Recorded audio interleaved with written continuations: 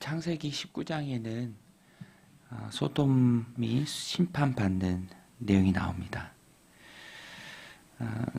심판의 이유는 사람들이 악함 때문에 있죠. 포악하고 또 하나님 보시기에 악을 행하는 자들, 그들의 악한 모습들이 그 악한 모습을 짓밟히는 사람들로 인해서 부르짖음으로 하나님께까지 전달되었습니다. 13절에 보면 천사가 말하죠. 그들에 대한 부르짖음이 여호와 앞에 크므로 여호와께서 이곳을 멸하시려고 우리를 보내셨나니 우리가 멸하리라. 이 말이 나온 직전에 있었던 일도 천사들이 소돔을 방문했을 때 약한 자들이 와서 끌어내라. 그런 모습 자체가 얼마나 그 성이 타락했는가를 잘 말해줍니다. 심판에는 분명한 이유가 있습니다. 이유 없는 심판이 없죠. 정해진 것이고 또 반드시 임할 여호와의 심판. 그 직전에 있었던 일이 오늘 본문인데요. 반드시 임할 여호와의 심판을 앞두고 사람들의 모습이 어떤가. 대표적인 표현들이 나오는데 롯이 천사의 말을 듣고 딸들과 결혼하기로 한 예비 사위죠. 그 사람들에게 가서 말할 때 농담으로 여겼습니다. 14절에 보면 롯이 나가서 그 딸들과 결혼할 사위들에게 말하여 이르기를 여호와께서 이 성을 멸하실 터이니 너희는 일어나 이곳에서 떠나라 하되 그의 사위들은 농담으로 여겼더라. 어떻게 보면 굉장히 큰 은혜죠. 앞으로 있을 일에 대해서 미리 아는 것. 되게 중요한 정보를 미리 안다라는 것은 굉장히 큰 특혜 아닙니까? 그 성에 임할, 그 도시에 임할 피할 수 없는 그 심판에 대해서 미리 알고 피할 길을 받았지만 그들은 그것을 농담으로 받았습니다. 우습게 여기고 귀뚱으로도 안 들은 거죠. 스스로 기회를 차버린 것입니다. 근데 롯도 비슷한 모습을 보입니다. 재촉하는 건 오히려 천사들이에요. 15절에 보면 동틀 때 천사가 롯을 재촉하여 이르되 일어나 여기 있는 내 아내와 두 딸을 이끌어내라. 이 성의 죄악 중에 함께 멸망할까 하노라. 그러나 롯이 지체하매. 롯이 지체했습니다. 그래서 오히려 천사들이 롯의 손과 그 아내의 손과 두 딸의 손을 잡아 끌어냈습니다. 성 밖으로 끌어냈어요. 지체하니까. 사위들은 농담으로 여겼고 롯은 지체했습니다. 롯이 왜 지체했을까? 아마도 이제 집착이 있었던 것입니다. 앞부분에서 살펴본 것처럼 롯이 성문에 앉았죠. 성문에 앉았다라는 것은 이제 사회적 지위가 높았다라는 것입니다. 성문은 재판도 하고 또 행정도 이루어지고 그런 중심지였습니다. 그곳에 앉아 있었을 만큼 롯이 이룬 업적이 많았죠. 가진 게 많았습니다. 그러니까 아쉬웠고 정서적으로도 또 현실적으로도 발걸음이 안 떨어졌던 것입니다. 이 많은 걸 두고 내가 어떻게 떠나는가. 가진 게 많아서 누릴 때도 있지만 어떤 때는 가진 게 많은 게 발목을 잡아요. 임박한 심판 안에서도 바로 못 보게 합니다. 그만큼 가진 것은 사람들에게 독이 되기 쉽습니다. 바른 결정을 뒤로 미루는 여기가 좋사오니 하는 그런 결정에 장애물이 많이 되죠. 소돔과 고모라에 대한 심판은 심판의 전형적인 모습을 보여줍니다. 농담으로 여겨요. 그냥 듣지 않습니다. 또 가진 게 많으면 지체하게 되죠. 그러면 이런 임박한 심판에서 어떻게 구원을 받을 수 있는가? 하나님의 자비죠. 오늘 본문에도 보면은 그 자비가 두드러지게 나옵니다.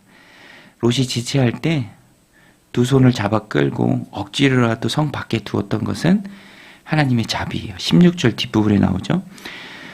손을 잡아 인도하여 성 밖에 두니 여호와께서 그에게 자비를 더하심이었더라. 또 이렇게 도망가라 라고 했을 때 롯이 청합니다. 너무 멀어서 거기까지 못 갑니다. 산에까지 갈 수 없습니다. 중간에 재앙을 만나 죽을 것 같습니다. 저 작은 성읍으로 가도 좀 생명을 보존해 주십시오 했을 때 천사가 허락하죠. 21절에 그가 그에게 이르되 내가 이 일에도 내 소원을 들었은즉 내가 말하는 그 성읍을 멸하지 아니하리라. 그리로 속히 도망하라. 내가 거기 이르기까지는 내가 아무 일도 행할 수 없노라 하였더라. 그러므로 그 성읍 이름을 소알이라 불렀더라. 하나님께서 은혜를 더 베푸십니다. 심판 중에도 은혜를 베푸셔서 어찌하든 생명을 보존할 수 있는 그 길로 인도하죠. 오늘 우리도 이 말씀을 받을 때 기억해야 할 것은 결국 우리를 구원하는 것은 하나님의 은혜다. 그 은혜를 입은 우리는 오늘 본문에 보면은 천사가 말해요. 22절에 그리로 속히 도망하라. 내가 거기에 이르기까지 내가 아무 일도 행할 수 없노라 하였더라. 이 도망의 장소가 상징하는 것이 바로 그리스도의 은혜입니다. 그리스도의 보혈의 공로죠. 하나님의 은혜가 주어졌을 때 그 은혜를 통해서 우리는 그리스도에게로 나아가야 합니다. 심판이 있을 때 그 심판을 피할 수 있는 유일한 안식처죠. 우리 주님 품 안입니다. 이제 10가지 재앙이 있었을 때 마지막 재앙 가운데 애굽에서 이스라엘 백성들이 그 유월절 어린 양의 피가 문에 바른 그 집 안에 있을 때 죽음이 넘어갔죠. 그리스도 안에 있을 때에만 임박한 진노와 그 심판을 피할 수 있습니다. 사망에서 생명으로 옮겨지는 것이죠.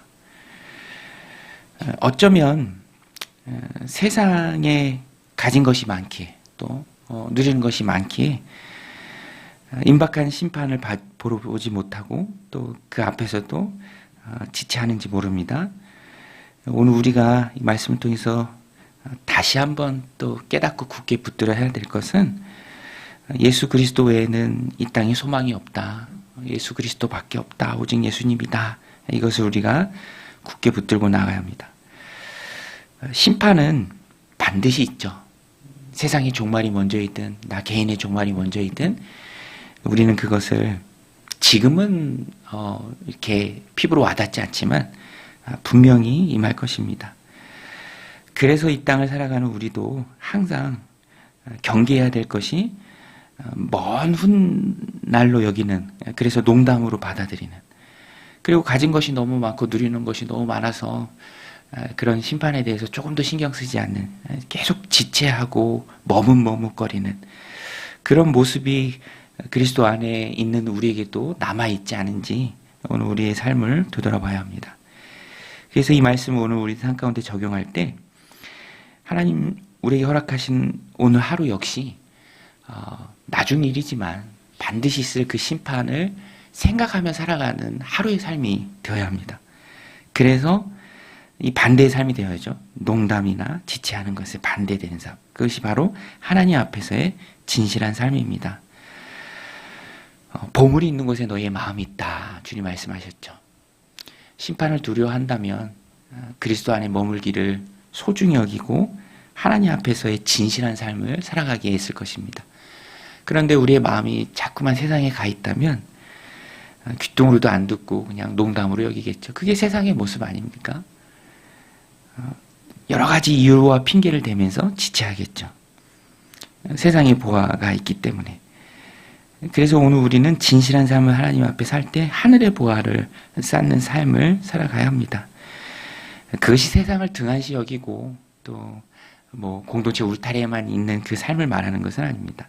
하나님 앞에서의 삶은 하나님을 바라보고 또 하나님이 예비하신 그 은혜의 상급을 바라보고 달려가는 바울과 같은 삶이고 주님 제자들과 같은 삶이죠. 오히려 세상에 더 신실하게 살아가는 그리스도인들의 삶입니다. 그것을 우리에게 주는 것은 마지막 때에 하나님 앞에 꼭 선다라는 그 사실이죠. 오늘도 이 말씀 마음에 새기고 우리는 어느 때인지 모르지만 반드시 하나님 앞에 설 때가 있을 것입니다. 하나님 부르시면 하나님 앞에 갈 수밖에 없는 우리의 존재죠. 거기에 초점을 두고 오늘 하루의 삶 하나님 앞에서 진실하게 하늘의 보화를 쌓는 그런 저와 여러분들의 삶이 다 되시기를 주님의 이름으로 간절히 축원드립니다. 우리 같이 말씀 붙들고 이렇게 기도하며 나아가겠습니다.